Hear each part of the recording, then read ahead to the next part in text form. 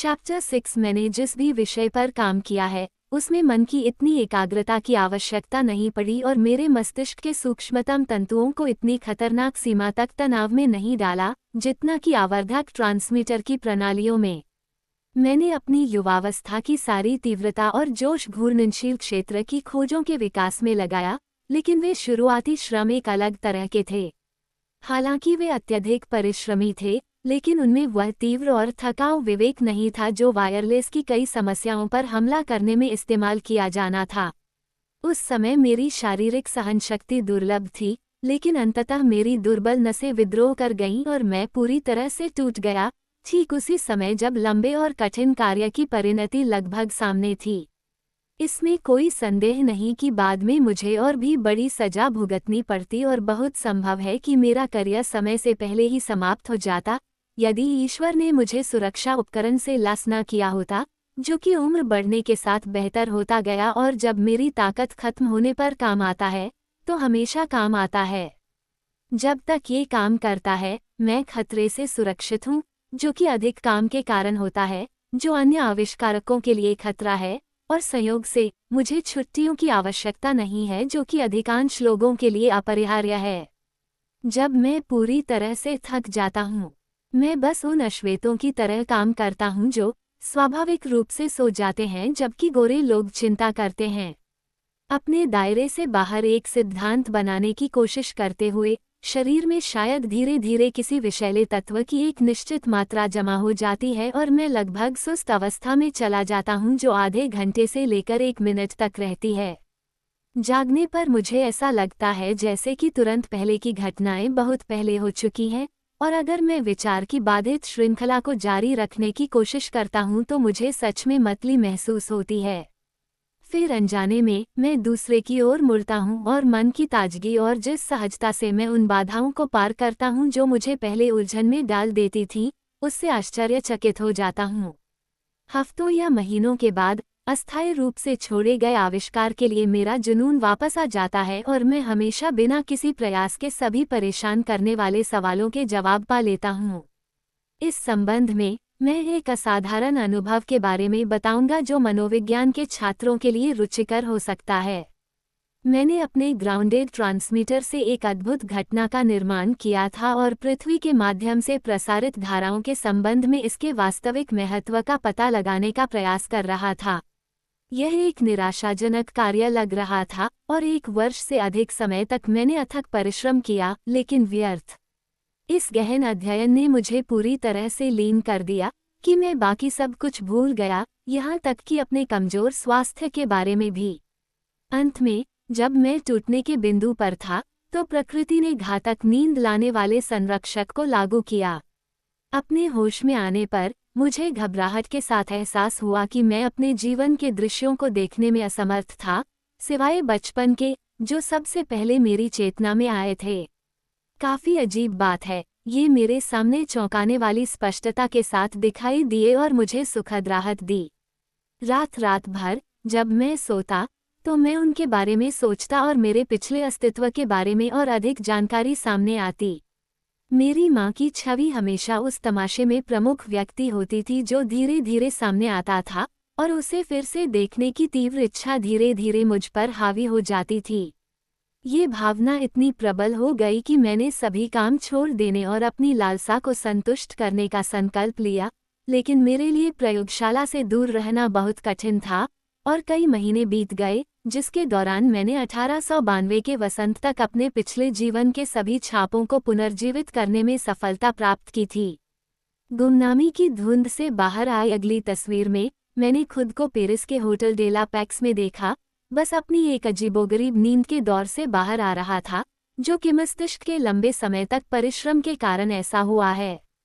कल्पना कीजिए कि मुझे कितना दर्द और परेशानी हुई होगी जब मेरे दिमाग में यह बात कौंधी कि उसी समय मुझे एक संदेश भेजा गया था जिसमें दुखद समाचार था कि मेरी माँ मर रही है। मुझे याद आया कि कैसे मैंने 1 घंटे भी आराम किए बिना घर की लंबी यात्रा की और कैसे हफ्तों की पीड़ा के बाद उनकी मृत्यु हो गई। यह विशेष रूप से उल्लेखनीय था कि आंशिक रूप से नष्ट हो चुकी स्मृति की इस पूरी अवधि के दौरान मैं अपने शोध के विषय से जुड़ी हर चीज़ के प्रति पूरी तरह सजग था। मैं अपने प्रयोगों में सबसे छोटी से छोटी जानकारी और सबसे कम महत्वहीन अवलोकन को याद कर सकता था और यहाँ तक कि पाठ के पन्ने और जटिल गणितीय सूत्र भी सुना सकता था। मेरा विश्वास मुआवजे के नियम में दृढ़ है। सच्चा पुरस्कार हमेशा मेहनत और बलिदान के अनुपात में होता है। यही एक कारण है कि मुझे यकीन है कि मेरे सभी आविष्कारों में से आवर्धक ट्रांसमीटर भविष्य की पीढ़ियों के लिए सबसे महत्वपूर्ण और मूल्यवान साबित होगा। मैं इस भविष्यवाणी के लिए प्रेरित हूँ, न कि वाणिज्यिक और औद्योगिक क्रांति के बारे में सोचकर जो यह निश्चित रूप से लाएगा, बल्कि उन कई उपलब्धियों के मानवीय परिणामों के बारे में सोचकर जो इसे संभव बनाती हैं। सभ्यता के उच्च लाभों के सामने मात्र उपयोगिता के विचार बहुत कम हैं। हम उन भयावह समस्याओं से जूझ रहे हैं जिन्हें केवल हमारे भौतिक अस्तित्व के लिए, चाहे वे कितनी भी प्रचुर मात्रा में क्यों न हो, हल नहीं किया जा सकता। इसके विपरीत इस दिशा में प्रगति खतरों और संकटों से भरी हुई है जो अभाव और पीड़ा से पैदा होने वाले खतरों से कम खतरनाक नहीं हैं।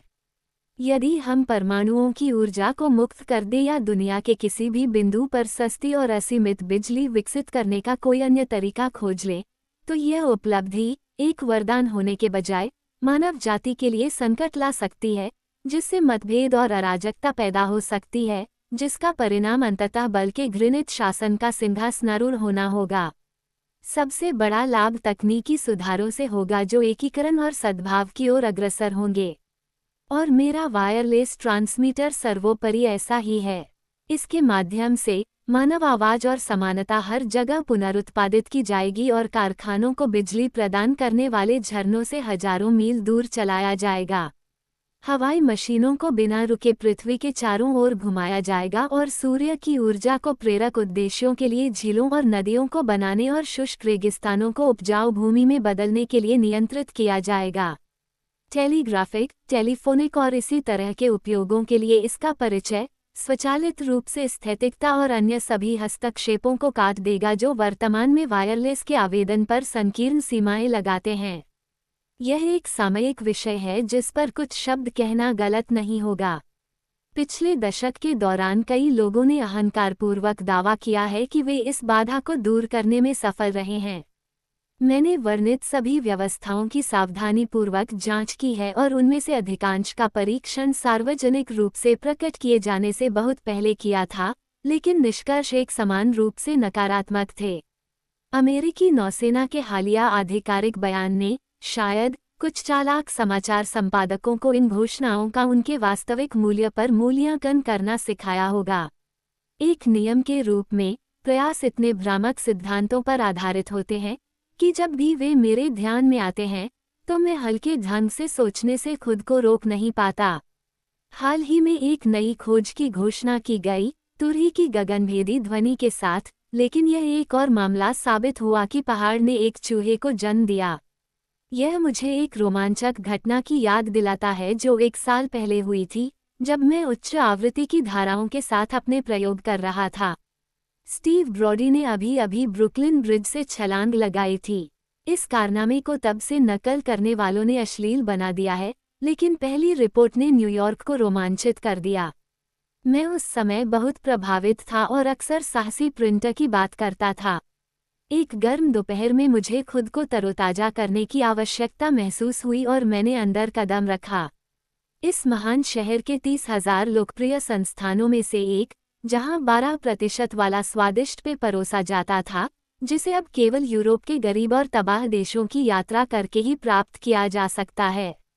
उपस्थिति बड़ी थी और बहुत ज्यादा प्रतिष्ठित नहीं थी और एक ऐसे मामले पर चर्चा की गई जिसने मुझे लापरवाह टिप्पणी के लिए एक सराहनीय अवसर दिया। ये वही है जो मैंने पुल से कूदते समय कहा था। जैसे ही मैंने ये शब्द कहे, मुझे शिलर की कविता में टिमोथेंस के साथी की तरह महसूस हुआ। एक पल में वहां कोलाहल मच गया और 1 दर्जन आवाजें चिल्ला उठीं, ये ब्रॉडी है। मैंने काउंटर पर 1/4 फेंका और दरवाजे की ओर भागा, लेकिन भीड़ मेरे पीछे पड़ी हुई थी और चिल्ला रही थी, रुको, स्टीव, जिसे शायद गलत समझा गया होगा, क्योंकि कई लोगों ने मुझे रोकने की कोशिश की क्योंकि मैं अपने शरण स्थल की ओर भाग रहा था। सौभाग्य से मैं आग से बचने के लिए इधर उधर भागता हुआ प्रयोगशाला में पहुंच गया, जहां मैंने अपना कोट उतार दिया, खुद को एक मेहनती लोहार के रूप में पेश किया और भट्ठी शुरू कर दी। लेकिन ये सावधानियां अनावश्यक साबित हुई, क्योंकि मैं अपने पीछा करने वालों से बच निकला था।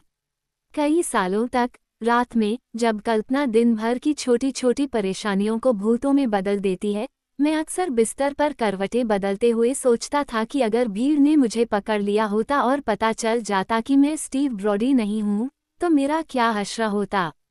अब वो इंजीनियर जिसने हाल ही में एक तकनीकी निकाय के समक्ष प्रकृति के अब तक अज्ञात नियम के आधार पर स्थैतिकता के विरुद्ध एक नवीन उपाय का विवरण दिया, वह भी मेरे जैसा ही लापरवाह प्रतीत होता है जब उसने तर्क दिया कि ये विक्षोभ ऊपर और नीचे फैलते हैं, जबकि एक ट्रांसमीटर के विक्षोभ पृथ्वी के साथ आगे बढ़ते हैं।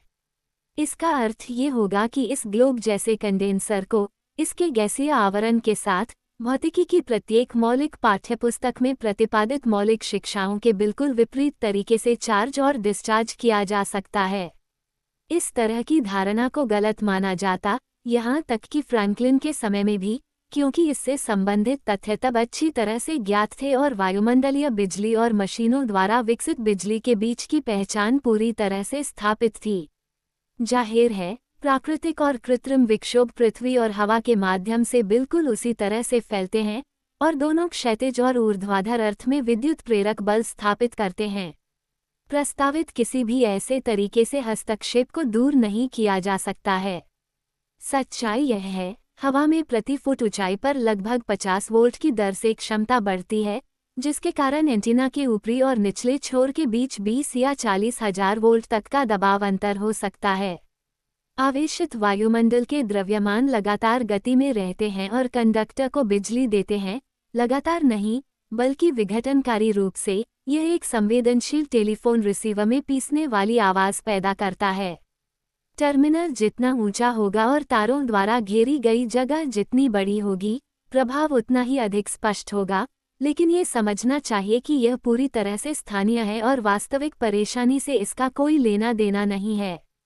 1900 में, जब मैं अपने वायरलेस सिस्टम को बेहतर बना रहा था, तो एक तरह के उपकरण ने 4 एंटीना को संपीड़ित किया। इन्हें एक ही आवृत्ति में सावधानी से कैलिब्रेट किया गया था और किसी भी दिशा से प्राप्त करने में क्रिया को बढ़ाने के उद्देश्य से कई में जोड़ा गया था। जब मैंने प्रेषित आवेग की उत्पत्ति का पता लगाना चाहा, तो प्रत्येक विकर्ण रूप से स्थित जोड़ी को डिटेक्टर सर्किट को सक्रिय करने वाली एक प्राथमिक कुंडली के साथ श्रृंखला में रखा गया था। पहले मामले में टेलीफोन में ध्वनि तेज थी, दूसरे में, जैसा कि अपेक्षित था, ये बंद हो गई। 2 एंटीना एक दूसरे को बेअसर कर रहे थे, लेकिन दोनों मामलों में वास्तविक स्थैतिकता प्रकट हुई और मुझे अलग अलग सिद्धांतों को शामिल करने वाले विशेष निवारक तैयार करने पड़े। जमीन के 2 बिंदुओं से जुड़े रिसीवरों को नियोजित करके, जैसा कि मैंने बहुत पहले सुझाव दिया था, चार्ज की गई हवा के कारण होने वाली ये परेशानी, जो अब बनाई गई संरचनाओं में बहुत गंभीर है, समाप्त हो जाती है और इसके अलावा सर्किट के दिशात्मक चरित्र के कारण सभी प्रकार के हस्तक्षेप की जिम्मेदारी लगभग आधी हो जाती है। ये पूरी तरह से स्पष्ट था, लेकिन कुछ सरल दिमाग वाले वायरलेस लोगों के लिए यह एक रहस्योद्घाटन के रूप में आया, जिनका अनुभव केवल ऐसे उपकरणों के रूपों तक सीमित था जिन्हें कुल्हाड़ी से सुधारा जा सकता था, और वे भालू को मारने से पहले उसकी खाल का निपटान कर रहे थे। अगर यह सच होता कि आवारा जानवर ऐसी हरकतें करते हैं, तो उन्हें एरियल के बिना प्राप्त करके उनसे छुटकारा पाना आसान होता। लेकिन वास्तव में जमीन में दफन एक तार जो इस दृष्टिकोण के अनुरूप पूरी तरह से प्रतिरक्षित होना चाहिए, हवा में लंबवत रखे गए तार की तुलना में कुछ बाहरी आवेगों के प्रति अधिक संवेदनशील होता है। इसे निष्पक्ष रूप से कहें तो थोड़ी प्रगति हुई है, लेकिन किसी विशेष विधि या उपकरण के आधार पर नहीं। ये केवल विशाल संरचनाओं को पहचानकर हासिल किया गया था, जो संचार के लिए तो खराब है लेकिन रिसेप्शन के लिए पूरी तरह से अनुपयुक्त हैं, और अधिक उपयुक्त प्रकार के रिसीवर को अपनाना है। जैसा कि मैंने पहले कहा है, इस कठिनाई को हमेशा के लिए निपटाने के लिए सिस्टम में एक आमूलचूल परिवर्तन किया जाना चाहिए, और यह जितनी जल्दी हो सके उतना अच्छा है। ये वास्तव में बहुत बड़ी आपदा होगी, यदि इस समय जब ये कला अपनी प्रारंभिक अवस्था में है और विशेषज्ञों को छोड़कर अधिकांश लोगों को इसकी अंतिम संभावनाओं का कोई अंदाजा नहीं है, तो विधानमंडल के माध्यम से इसे सरकार का एकाधिकार बनाने के लिए एक उपाय जल्दबाजी में लाया जाएगा। ये कुछ सप्ताह पहले सचिव डैनियल द्वारा प्रस्तावित किया गया था और निस्संदेह उस प्रतिष्ठित अधिकारी ने ईमानदारी से सीनेट और प्रतिनिधि सभा में अपनी अपील की है। लेकिन सार्वभौमिक साक्ष्य स्पष्ट रूप से दिखाते हैं कि सबसे अच्छे परिणाम हमेशा स्वस्थ व्यावसायिक प्रतिस्पर्धा में प्राप्त होते हैं। हालांकि ऐसे असाधारण कारण हैं कि वायरलेस को विकास की पूरी स्वतंत्रता क्यों दी जानी चाहिए। सबसे पहले, यह मानव इतिहास में किसी भी अन्य आविष्कार या खोज की तुलना में मानव जीवन की बेहतरी के लिए बहुत बड़ी और अधिक महत्वपूर्ण संभावनाएं प्रदान करता है। फिर भी ये समझना चाहिए कि यह अद्भुत कला अपनी संपूर्णता में यहाँ विकसित हुई है और इसे टेलीफोन, तापदीप लैंप या हवाई जहाज की तुलना में अधिक अधिकार और औचित्य के साथ अमेरिकी कहा जा सकता है। उद्यमी प्रेस एजेंट और स्टॉक जॉबर्स गलत सूचना फैलाने में इतने सफल रहे हैं कि साइंटिफिक अमेरिकन जैसी बेहतरीन पत्रिका भी विदेशी देश को मुख्य श्रेय देती है। बेशक जर्मनों ने हमें हर्ट्ज तरंगें दी और रूसी, अंग्रेज, फ्रांसीसी और इतालवी विशेषज्ञों ने सिग्नलिंग उद्देश्यों के लिए उनका उपयोग करने में तेजी दिखाई। यह नए एजेंट का एक स्पष्ट अनुप्रयोग था और पुराने शास्त्रीय और अविकसित प्रेरण कुंडली के साथ पूरा किया गया, जो किसी अन्य प्रकार की हेलियोग्राफी से ज्यादा कुछ नहीं था। संचरण की त्रिज्या बहुत सीमित थी, प्राप्त परिणाम बहुत कम मूल्य के थे और हर्ट्ज दोलन खुफिया जानकारी देने के साधन के रूप में ध्वनि तरंगों द्वारा लाभप्रद रूप से प्रतिस्थापित किया जा सकता था, जिसकी मैंने 1891 में वकालत की थी। इसके अलावा ये सभी प्रयास वायरलेस सिस्टम के मूल सिद्धांतों के 3 साल बाद किए गए थे, जिसे आज सार्वभौमिक रूप से उपयोग किया जाता है, और इसकी शक्तिशाली साधन अमेरिका में स्पष्ट रूप से वर्णित और विकसित किए गए थे। आज हर्ट्ज के उन उपकरणों और विधियों का कोई निशान नहीं बचा है। हम बिल्कुल विपरीत दिशा में आगे बढ़े हैं और जो कुछ भी हुआ है वो इस देश के नागरिकों के दिमाग और प्रयासों का परिणाम है। मौलिक पेटेंट समाप्त हो चुके हैं और अवसर सभी के लिए खुले हैं। सचिव का मुख्य तर्क हस्तक्षेप पर आधारित है। 29 जुलाई के न्यूयॉर्क हेरल्ड में छपे उनके बयान के अनुसार दुनिया के हर गांव में एक शक्तिशाली स्टेशन से संकेतों को रोका जा सकता है। इस तथ्य को देखते हुए, जिसे 1900 में मेरे प्रयोगों में प्रदर्शित किया गया था, संयुक्त राज्य अमेरिका में प्रतिबंध लगाने का कोई फायदा नहीं होगा। इस बिंदु पर प्रकाश डालते हुए मैं ये बताना चाहूँगा कि अभी हाल ही में एक अजीब से दिखने वाले सज्जन ने मुझसे संपर्क किया और किसी दूर देश में विश्व ट्रांसमीटरों के निर्माण में मेरी सेवाएं लेने का इरादा किया। हमारे पास पैसे नहीं हैं, उन्होंने कहा, लेकिन ठोस सोने की गाड़ियां भरकर और हम आपको एक उदार राशि देंगे। मैंने उनसे कहा कि मैं पहले ये देखना चाहता था कि अमेरिका में मेरे आविष्कारों के साथ क्या किया जाएगा, और इस तरह साक्षात्कार समाप्त हो गया। लेकिन मुझे संतुष्टि है कि कुछ अंधेरी ताकतें काम कर रही हैं, और जैसे जैसे समय बीतता जाएगा, निरंतर संचार बनाए रखना और भी मुश्किल होता जाएगा। एकमात्र उपाय एक ऐसी प्रणाली है जो व्यवधान के प्रति प्रतिरक्षित हो। इसे पूर्ण किया जा चुका है, ये मौजूद है, और बस इसे चालू करने की आवश्यकता है। भयानक संघर्ष अभी भी दिमाग में सबसे ऊपर है और शायद सबसे ज्यादा महत्व आवर्धक ट्रांसमीटर को हमले और बचाव के लिए एक मशीन के रूप में दिया जाएगा, खासकर टेलीऑटोमेटिक्स के संबंध में। यह आविष्कार मेरे बचपन में शुरू किए गए और मेरे पूरे जीवन में जारी रहने वाले अवलोकनों का तार्किक परिणाम है। जब पहले परिणाम प्रकाशित हुए तो इलेक्ट्रिकल रिव्यू ने संपादकीय रूप से कहा कि यह मानव सभ्यता के विकास में सबसे शक्तिशाली कारकों में से एक बन जाएगा। वो समय दूर नहीं जब ये भविष्यवाणी पूरी होगी। 1898 और 1900 में मैंने इसे सरकार को पेश किया था और शायद इसे अपनाया गया होता अगर मैं उन लोगों में से एक होता जो सिकंदर से कोई एहसान मांगने के लिए सिकंदर के चरवाहे के पास जाते। उस समय मैंने वास्तव में सोचा था कि यह युद्ध को समाप्त कर देगा, क्योंकि इसकी असीमित विनाशकारिता और लड़ाई के व्यक्तिगत तत्व का बहिष्कार है। लेकिन जब तक मैंने इसकी संभावनाओं में विश्वास नहीं खोया है, तब से मेरे विचार बदल गए हैं। युद्ध को तब तक टाला नहीं जा सकता जब तक कि इसकी पुनरावृत्ति के भौतिक कारण को दूर नहीं किया जाता है, और ये अंतिम विश्लेषण में उस ग्रह का विशाल विस्तार है जिस पर हम रहते हैं।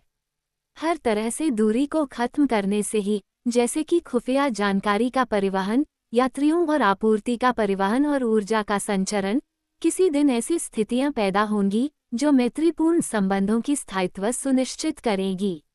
अब हम जो सबसे अधिक चाहते हैं वह है पृथ्वी भर में व्यक्तियों और समुदायों के बीच घनिष्ठ संपर्क और बेहतर समझ और राष्ट्रीय अहंकार और गर्व के उच्च आदर्शों के प्रति उस कट्टर भक्ति का उन्मूलन जो हमेशा दुनिया को आदिम बर्बरता और संघर्ष में डुबाने के लिए प्रवृत्त होती है। किसी भी तरह का कोई भी लीग या संसदीय अधिनियम कभी भी ऐसी आपदा को नहीं रोक पाएगा। ये केवल कमजोरों को मजबूत की दया पर छोड़ने के नए उपकरण हैं। मैंने इस संबंध में 14 वर्ष पहले अपनी बात कही थी, जब कुछ प्रमुख सरकारों के संयोजन, एक प्रकार के पवित्र गठबंधन की वकालत स्वर्गीय एंड्रू कार्नेगी ने की थी, जिन्हें इस विचार का जनक माना जा सकता है, क्योंकि राष्ट्रपति के प्रयासों से पहले उन्होंने इसे किसी और की तुलना में अधिक प्रचार और प्रोत्साहन दिया था। जबकि इस बात से इनकार नहीं किया जा सकता है कि इस तरह के पहलू कुछ कम भाग्यशाली लोगों के लिए भौतिक लाभ के हो सकते हैं, लेकिन यह मुख्य उद्देश्य को प्राप्त नहीं कर सकता है। शांति केवल सार्वभौमिक ज्ञान और जातियों के विलय के स्वाभाविक परिणाम के रूप में आ सकती है, और हम अभी भी इस आनंदमय एहसास से बहुत दूर हैं, क्योंकि वास्तव में बहुत कम लोग इस वास्तविकता को स्वीकार करेंगे कि ईश्वर ने मनुष्य को अपनी छवि में बनाया है, जिस स्थिति में सभी पृथ्वीवासी एक जैसे हैं। वास्तव में एक ही जाति है जिसके कई रंग हैं। मसीह एक व्यक्ति है, फिर भी वह सभी लोगों का है, तो कुछ लोग खुद को कुछ अन्य लोगों से बेहतर क्यों मानते हैं?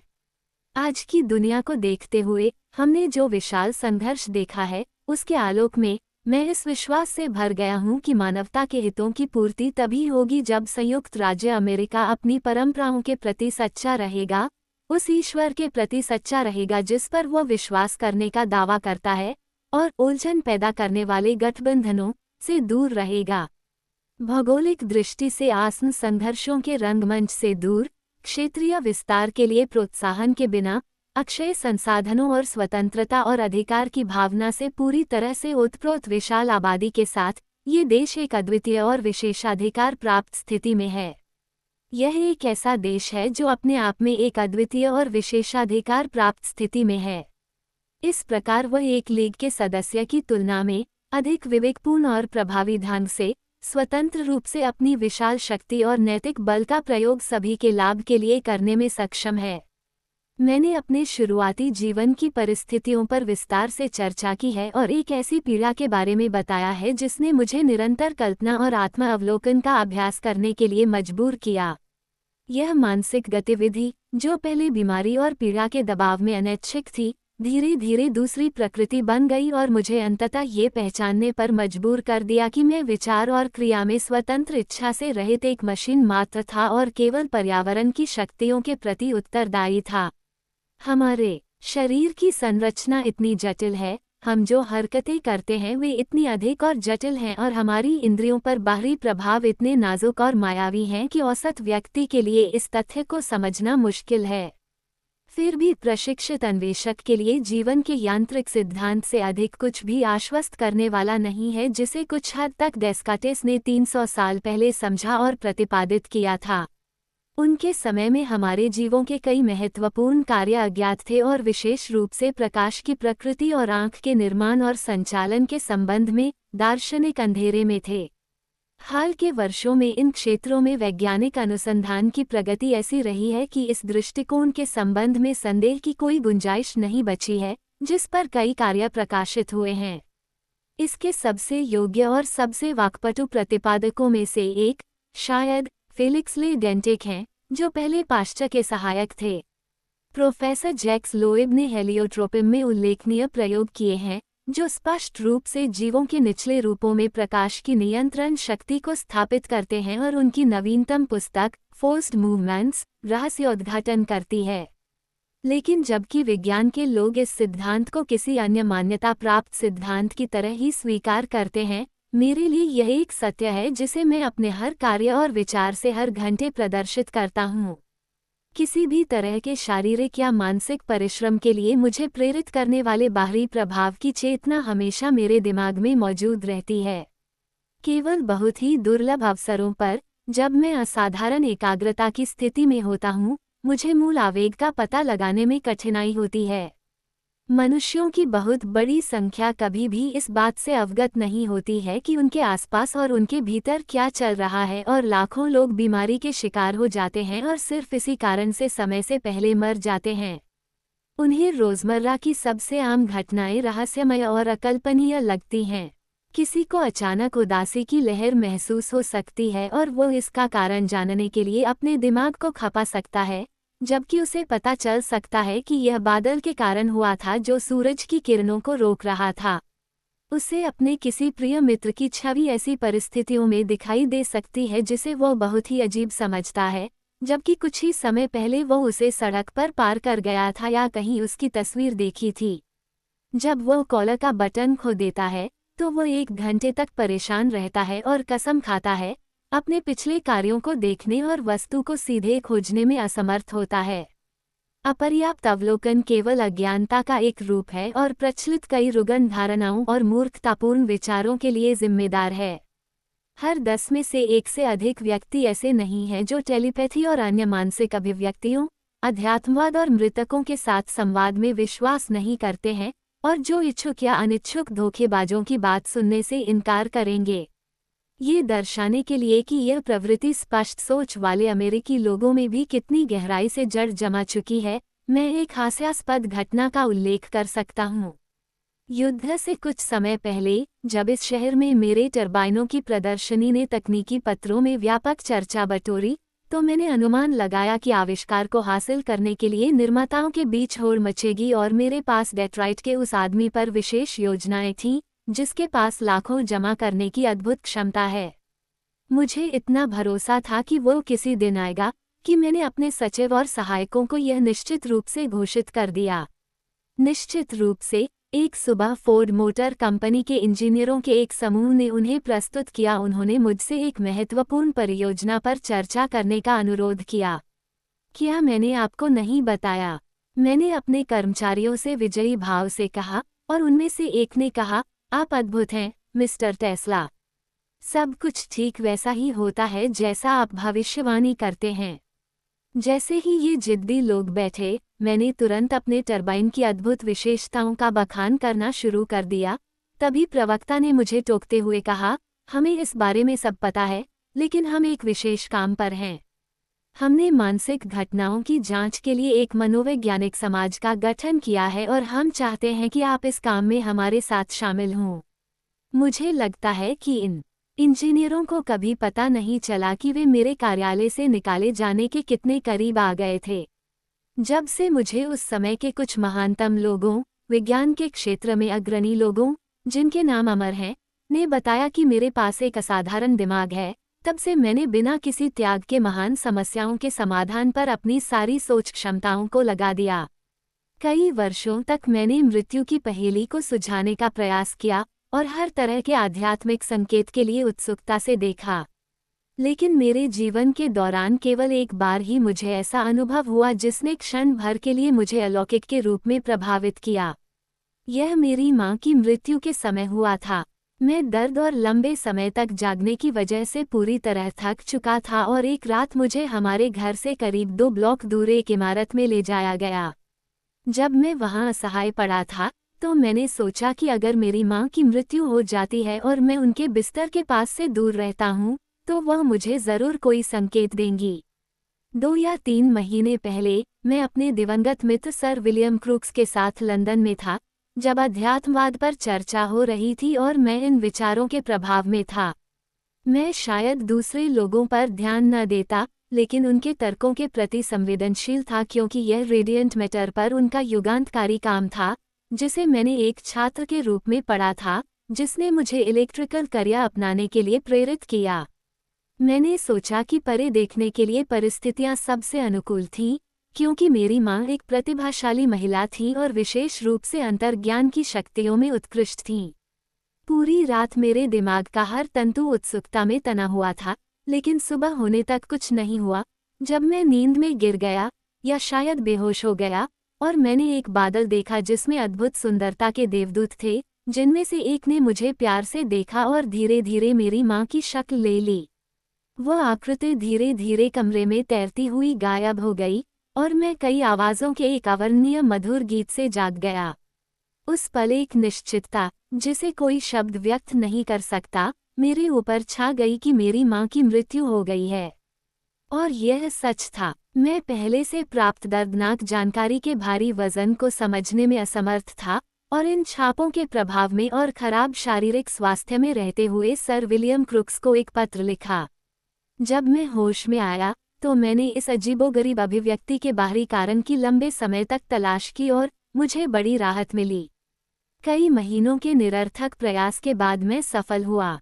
मैंने एक प्रसिद्ध कलाकार की पेंटिंग देखी थी, जिसमें एक मौसम को प्रतीकात्मक रूप से दर्शाया गया था, जिसमें एक बादल के साथ स्वर्गदूतों का एक समूह था जो वास्तव में हवा में तैरता हुआ प्रतीत होता था, और इसने मुझे बहुत प्रभावित किया था। ये बिल्कुल वैसा ही था जैसा कि मेरे सपने में दिखाई दिया था, सिवाय मेरी माँ की समानता के। ईस्टर की सुबह के समय चर्च में गाना बजाने वालों से संगीत आया, जो वैज्ञानिक तथ्यों के अनुरूप सब कुछ संतोषजनक ढंग से समझा रहा था। ये बहुत पहले हुआ था, और तब से मेरे पास मानसिक और आध्यात्मिक घटनाओं पर अपने विचारों को बदलने का कोई भी कारण नहीं है, जिसके लिए कोई आधार नहीं है। इन पर विश्वास बौद्धिक विकास का स्वाभाविक परिणाम है। धार्मिक हठधर्मिता अब उनके रूढ़िवादी अर्थ में स्वीकार नहीं की जाती है, लेकिन हर व्यक्ति किसी न किसी तरह की सर्वोच्च शक्ति में विश्वास रखता है। हम सभी के पास अपने आचरण को नियंत्रित करने और संतुष्टि सुनिश्चित करने के लिए एक आदर्श होना चाहिए, लेकिन यह महत्वहीन है कि यह पंथ, कला, विज्ञान या कुछ और है, जब तक कि यह एक अभौतिक शक्ति के रूप में कार्य करता है। पूरी मानवता के शांतिपूर्ण अस्तित्व के लिए यह आवश्यक है कि एक सामान्य अवधारणा प्रबल हो। जबकि मैं मनोवैज्ञानिकों और अध्यात्मवादियों के तर्कों के समर्थन में कोई सबूत प्राप्त करने में विफल रहा हूँ, मैंने न केवल व्यक्तिगत क्रियाओं के निरंतर अवलोकन के माध्यम से, बल्कि कुछ सामान्यीकरणों के माध्यम से और भी अधिक निर्णायक रूप से जीवन की स्वचालितता को पूरी तरह से साबित कर दिया है। ये एक ऐसी खोज है जिसे मैं मानव समाज के लिए सबसे महत्वपूर्ण मानता हूँ, और जिस पर मैं संक्षेप में चर्चा करूँगा। मुझे इस आश्चर्यजनक सत्य का पहला आभास तब हुआ जब मैं अभी बहुत छोटा था, लेकिन कई सालों तक मैंने जो कुछ भी देखा उसे मैंने केवल संयोग के रूप में समझा। अर्थात, जब भी मैं या कोई व्यक्ति जिससे मैं जुड़ा हुआ था, या कोई ऐसा कारण जिसके लिए मैं समर्पित था, किसी विशेष तरीके से दूसरों द्वारा चोट पहुंचाई गई, जिसे सबसे अनुचित कल्पना के रूप में सबसे लोकप्रिय रूप से वर्णित किया जा सकता है, तो मुझे एक विलक्षण और अनिर्धारित दर्द का अनुभव हुआ, जिसे बेहतर शब्द के अभाव में मैंने ब्रह्मांडीय के रूप में परिभाषित किया है, और उसके तुरंत बाद, और हमेशा की तरह, जिसने इसे दिया था, वह दुखी हो गया। ऐसे कई मामलों के बाद मैंने इसे कई दोस्तों को बताया, जिन्हें मेरे द्वारा धीरे धीरे तैयार किए गए सिद्धांत को खुद को समझाने का अवसर मिला, और जिसे निम्नलिखित कुछ शब्दों में कहा जा सकता है: हमारे शरीर समान संरचना के हैं और समान बाहरी शक्तियों के संपर्क में हैं। इसका परिणाम प्रतिक्रिया की समानता और सामान्य गतिविधियों की संगति है, जिस पर हमारे सभी सामाजिक और अन्य नियम और कानून आधारित हैं। हम पूरी तरह से माध्यम की शक्तियों द्वारा नियंत्रित स्वचालित मशीनें हैं, जो पानी की सतह पर कॉक की तरह इधर उधर उछलती रहती हैं, लेकिन बाहर से आने वाले आवेगों के परिणाम को स्वतंत्र इच्छा समझ लेती हैं। हम जो हरकतें और अन्य क्रियाएं करते हैं, वे हमेशा जीवन रक्षक होती हैं, और हालांकि एक दूसरे से बिल्कुल स्वतंत्र प्रतीत होती हैं, हम अदृश्य लिंक से जुड़े हुए हैं। जब तक जीव पूरी तरह से व्यवस्थित है, तब तक यह उन एजेंटों के प्रति सटीक प्रतिक्रिया करता है जो इसे प्रेरित करते हैं, लेकिन जिस क्षण किसी व्यक्ति में कोई गड़बड़ी होती है, उसकी आत्म संरक्षण शक्ति क्षीण हो जाती है। बेशक, हर कोई समझता है कि अगर कोई बहरा हो जाता है, उसकी आंखें कमजोर हो जाती हैं, या उसके अंग घायल हो जाते हैं, तो उसके जीवित रहने की संभावना कम हो जाती है। लेकिन ये भी सच है और शायद इससे भी ज्यादा, मस्तिष्क में कुछ दोष हैं जो कमोबेश उस महत्वपूर्ण गुण वाले ऑटोमेटन को चलाते हैं और उसे विनाश की ओर ले जाते हैं। एक बहुत ही संवेदनशील और चौकस प्राणी, जिसका अत्यधिक विकसित तंत्र पूरी तरह से बरकरार है और पर्यावरण की बदलती परिस्थितियों के अनुसार सटीकता के साथ काम करता है, उसे एक पारलौकिक यांत्रिक भावना से संपन्न किया जाता है, जो उसे उन खतरों से बचने में सक्षम बनाता है जो सीधे तौर पर महसूस नहीं किए जा सकते। जब वह दूसरों के संपर्क में आता है जिनके नियंत्रण अंग मौलिक रूप से दोषपूर्ण होते हैं, तो वह भावना खुद को मुखर करती है और उसे ब्रह्मांडीय दर्द महसूस होता है। इस बात की सच्चाई सैकड़ों उदाहरणों में सामने आई है और मैं प्रकृति के अन्य छात्रों को इस विषय पर ध्यान देने के लिए आमंत्रित करता हूँ, यह विश्वास करते हुए कि संयुक्त व्यवस्थित प्रयास के माध्यम से दुनिया के लिए अकल्पनीय मूल्य के परिणाम प्राप्त किए जाएंगे। मेरे सिद्धांत को पुष्ट करने के लिए एक स्वचालित मशीन बनाने का विचार मेरे मन में बहुत पहले ही आया था, लेकिन मैंने 1895 तक सक्रिय कार्य शुरू नहीं किया, जब मैंने अपनी वायरलेस जांच शुरू की। अगले 2 या 3 वर्षों के दौरान मैंने दूर से संचालित होने वाली कई स्वचालित मशीनों का निर्माण किया और अपनी प्रयोगशाला में आगंतुकों के लिए उनका प्रदर्शन किया। तथापि 1896 में मैंने एक संपूर्ण मशीन का डिज़ाइन तैयार कर लिया था जो अनेक प्रकार के कार्यों में सक्षम थी, लेकिन मेरे परिश्रम का समापन 1897 के अंत तक टल गया। जून 1900 की सेंचुरी मैगजीन में मेरे लेख में इस मशीन का चित्रण और वर्णन किया गया था और उस समय की अन्य पत्रिकाओं में भी, और जब इसे पहली बार 1898 की शुरुआत में दिखाया गया तो इसने ऐसी सनसनी पैदा की जैसी मेरी किसी अन्य खोज ने कभी पैदा नहीं की। नवंबर 1898 में इस नई कला पर एक बुनियादी पेटेंट मुझे प्रदान किया गया, लेकिन केवल तब जब मुख्य परीक्षक न्यूयॉर्क आए और उन्होंने प्रदर्शन देखा, क्योंकि मैंने जो दावा किया वह अविश्वसनीय लग रहा था। मुझे याद है कि जब बाद में मैंने सरकार को आविष्कार की पेशकश करने के उद्देश्य से वाशिंगटन में एक अधिकारी से मुलाकात की, तो मैंने जो कुछ हासिल किया था उसे बताते ही वह जोर से हंस पड़ा। तब किसी ने नहीं सोचा था कि इस तरह के उपकरण को पूर्ण करने की थोड़ी सी भी संभावना है। ये दुर्भाग्यपूर्ण है कि इस पेटेंट में अपने वकीलों की सलाह के बाद मैंने नियंत्रण को एक एकल सर्किट और डिटेक्टर के एक प्रसिद्ध रूप के माध्यम से प्रभावित होने के रूप में इंगित किया, क्योंकि मैंने अभी तक व्यक्तिगतकरण के लिए अपने तरीकों और उपकरणों पर सुरक्षा हासिल नहीं की थी। वास्तव में मेरी नौकाओं को कई सर्किटों की संयुक्त कार्रवाई के माध्यम से नियंत्रित किया गया था और हर तरह के हस्तक्षेप को बाहर रखा गया था। सामान्यतः मैंने कंडेंसर सहित लूप के रूप में रिसीविंग सर्किट का उपयोग किया, क्योंकि मेरे उच्च तनाव ट्रांसमीटर के डिस्चार्ज ने प्रयोगशाला में हवा को आयनित कर दिया था, जिससे एक बहुत छोटा एरियल भी घंटों तक आसपास के वातावरण से बिजली खींच सकता था। उदाहरण के लिए, मैंने पाया कि 12 इंच व्यास का एक बल्ब, जो अत्यधिक थका हुआ है और जिसमें एक एकल टर्मिनल है जिससे एक छोटा तार जुड़ा हुआ है, प्रयोगशाला में हवा के सभी आवेश के बेअसर होने से पहले 1000 लगातार चमक प्रदान करेगा। रिसीवर का लूप रूप इस तरह की गड़बड़ी के प्रति संवेदनशील नहीं था और यह ध्यान देने योग्य है कि यह इतनी देर से लोकप्रिय हो रहा है। वास्तव में यह एरियल या एक लंबे ग्राउंडेड तार की तुलना में बहुत कम ऊर्जा एकत्र करता है, लेकिन ऐसा होता है कि यह वर्तमान वायरलेस उपकरणों में निहित कई दोषों को दूर करता है। दर्शकों के सामने अपने आविष्कार का प्रदर्शन करते समय आगंतुकों से सवाल पूछने के लिए कहा गया, चाहे वे कितने भी जटिल क्यों न हों, और ऑटोमेटन संकेतों के जरिए उनका जवाब देता था। उस समय इसे जादू माना जाता था, लेकिन ये बेहद सरल था, क्योंकि यह मैं ही था जो डिवाइस के जरिए जवाब देता था। इसी अवधि में एक और बड़ी टेलोटोमेटिक नाव का निर्माण किया गया, जिसकी तस्वीर इलेक्ट्रिकल एक्सपेरिमेंटर के अक्टूबर 1919 के अंक में दिखाई गई थी।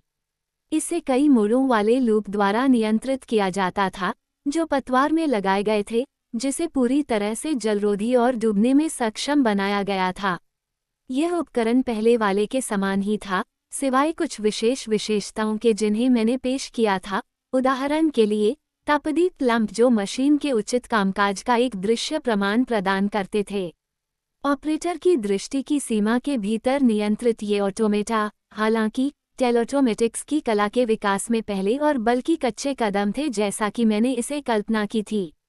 अगला तार्किक सुधार दृष्टि की सीमाओं से परे और नियंत्रण के केंद्र से बहुत दूर स्वचालित तंत्रों पर इसका अनुप्रयोग था, और मैंने तब से ही बंदूकों के बजाय युद्ध के उपकरण के रूप में उनके उपयोग की वकालत की है।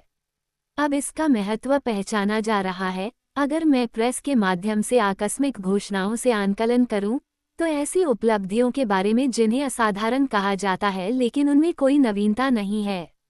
अपूर्ण तरीके से मौजूदा वायरलेस प्लांट के साथ एक हवाई जहाज को लॉन्च करना, उसे एक निश्चित अनुमानित मार्ग का अनुसरण करना और कई सैकड़ों मील की दूरी पर कुछ ऑपरेशन करना व्यावहारिक है। इस तरह की मशीन को भी कई तरीकों से यांत्रिक रूप से नियंत्रित किया जा सकता है और मुझे इसमें कोई संदेह नहीं है। ये युद्ध में कुछ उपयोगी साबित हो सकता है, लेकिन मेरी जानकारी के अनुसार आज अस्तित्व में कोई ऐसा साधन नहीं है जिसके साथ इस तरह के उद्देश्य को सटीक तरीके से पूरा किया जा सके। मैंने इस मामले पर वर्षों तक अध्ययन किया है और ऐसे साधन विकसित किए हैं जिससे ऐसे और बड़े चमत्कार आसानी से साकार हो सकें। जैसा कि पिछले अवसर पर बताया गया था, जब मैं कॉलेज में छात्र था, तब मैंने एक ऐसी उड़ान मशीन की कल्पना की थी जो वर्तमान मशीनों से बिल्कुल अलग थी। अंतर्निहित सिद्धांत ठोस था, लेकिन पर्याप्त रूप से बड़ी गतिविधि के प्रमुख चालक की कमी के कारण इसे व्यवहार में नहीं लाया जा सका। हाल के वर्षों में मैंने इस समस्या को सफलतापूर्वक हल कर लिया है और अब मैं विमान, एलेरोन, प्रोपेलर और अन्य बाहरी अनुलग्नकों से रहित हवाई मशीनों की योजना बना रहा हूं, जो अत्यधिक गति में सक्षम होंगी और निकट भविष्य में शांति के लिए शक्तिशाली तर्क प्रस्तुत करने की बहुत संभावना है। ऐसी मशीन, जो पूरी तरह से प्रतिक्रिया द्वारा संचालित और संचालित होती है, मेरे व्याख्यान के एक पृष्ठ पर दिखाई गई है और माना जाता है कि इसे या तो यांत्रिक रूप से या वायरलेस ऊर्जा द्वारा नियंत्रित किया जाता है।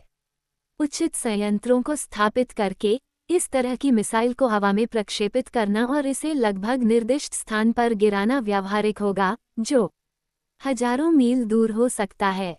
लेकिन हम यहीं नहीं रुकने वाले हैं।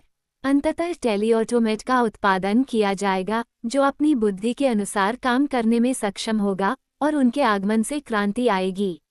1898 की शुरुआत में मैंने एक बड़ी विनिर्माण संस्था के प्रतिनिधियों के सामने एक ऑटोमोबाइल गाड़ी के निर्माण और सार्वजनिक प्रदर्शन का प्रस्ताव रखा था, जो अपने आप में कई तरह के ऑपरेशन कर सकती थी, जिसमें निर्णय लेने जैसी कोई चीज शामिल थी।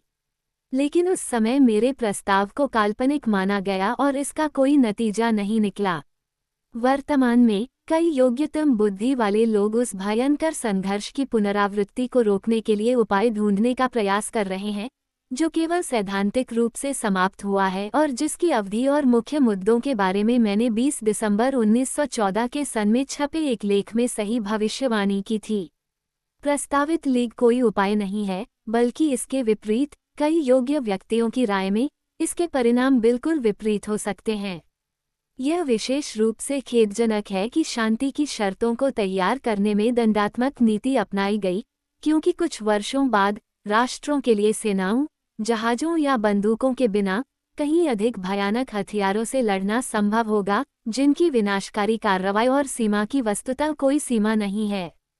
दुश्मन से कितनी भी दूरी पर कोई भी शहर वह नष्ट कर सकता है और दुनिया की कोई भी ताकत उसे ऐसा करने से नहीं रोक सकती। अगर हम एक आसन आपदा और ऐसी स्थिति को टालना चाहते हैं जो दुनिया को नरक में बदल सकती है, तो हमें बिना किसी देरी के और राष्ट्र की पूरी शक्ति और संसाधनों के साथ उड़ने वाली मशीनों और ऊर्जा के वायरलेस ट्रांसमिशन के विकास को आगे बढ़ाना चाहिए।